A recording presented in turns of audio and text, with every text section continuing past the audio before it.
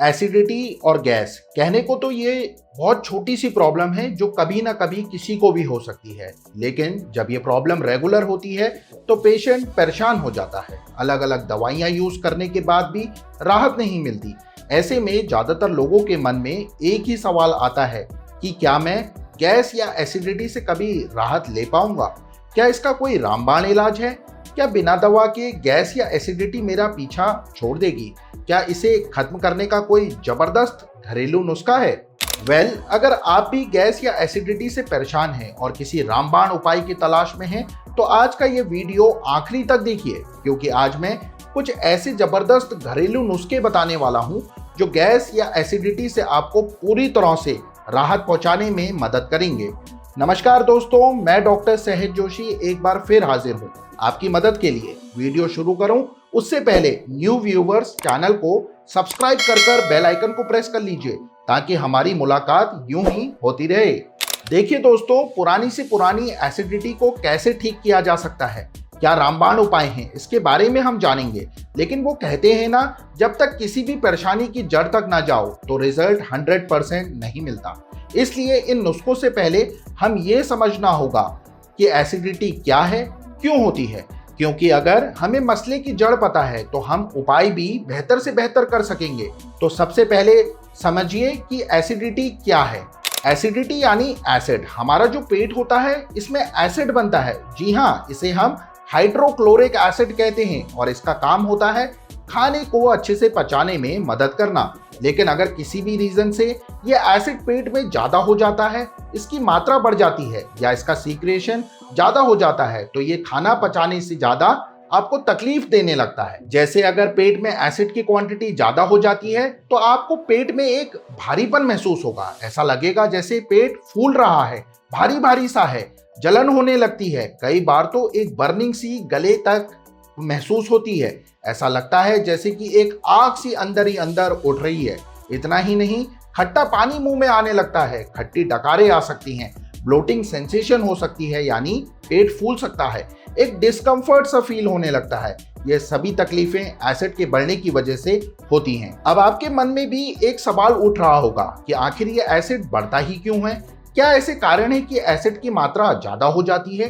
तो चलिए अब मैं आपको इसके कारण बताता हूँ। लेकिन आपने ये सभी कारण सिर्फ सुनकर इग्नोर नहीं करने हैं, बल्कि अगर आप एसिड या गैस की समस्या से छुटकारा पाना चाहते हैं तो वो भी हमेशा हमेशा के लिए, तो अभी जो मैं कारण बताने वाला हूँ उन्हें सुनकर फिर समझना है कि उनमें से कौन सा वो रीजन है जो आपकी एसिडिटी की समस्या को बढ़ा रहा है।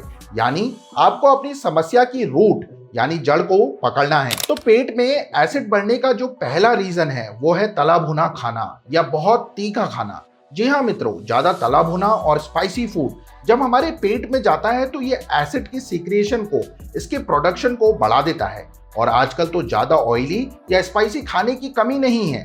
अगर आप भी बाहर का ऑयली खाने के शौक रखते हैं तो ये एसिडिटी को इंक्रीज कर सकता है, पाचन संबंधित समस्या उत्पन्न कर सकता है।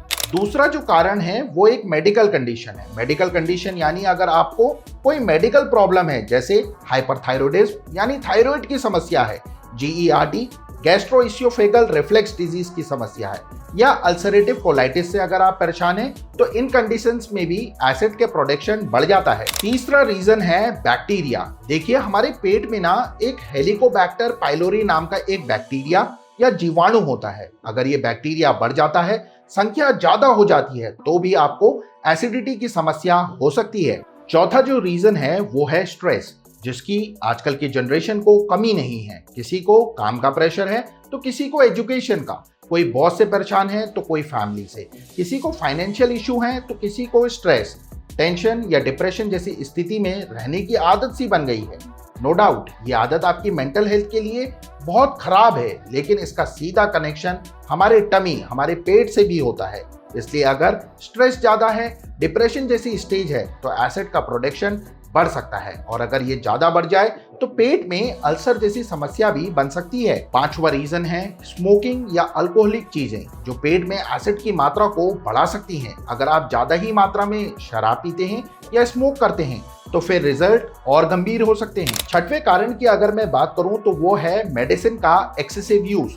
कुछ लोगों को मैंने नोटिस किया है, उन्हें दवाई खाने का मन करता है। जी हाँ, ये सच है। कुछ नहीं तो कैल्शियम की गोलियां खा रहे हैं, आयरन की पिल्स ले रहे हैं, लेकिन ये आदत एसिडिटी को बढ़ा सकती है और मैं सजेस्ट करूंगा कि ऐसी ही कोई भी गोलियां ना खाएं। सातवें कारण पर चलते हैं, जो है स्टमक अल्सर। पेट में अल्सर हो जाने की शुरुआती स्टेज कहीं ना कहीं एसिडिटी या गैस की है।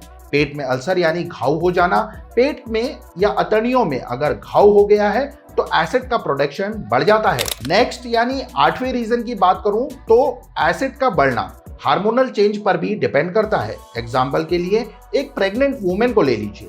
प्रेग्नेंट वुमेन में हार्मोन्स काफी तेजी से बदलते हैं और हार्मोन्स का स्पीड में बदलना भी एसिडिटी या एसिड के सीक्रेशन का कारण बन सकता है। वैसे दोस्तों, क्या आप ज्यादा चाय या फिर कॉफी पीते हैं? अगर हाँ तो ध्यान से सुनिए, क्योंकि पेट में एसिड की मात्रा ज्यादा होने का जो 9वां कारण है वो है चाय या कॉफी का पीना।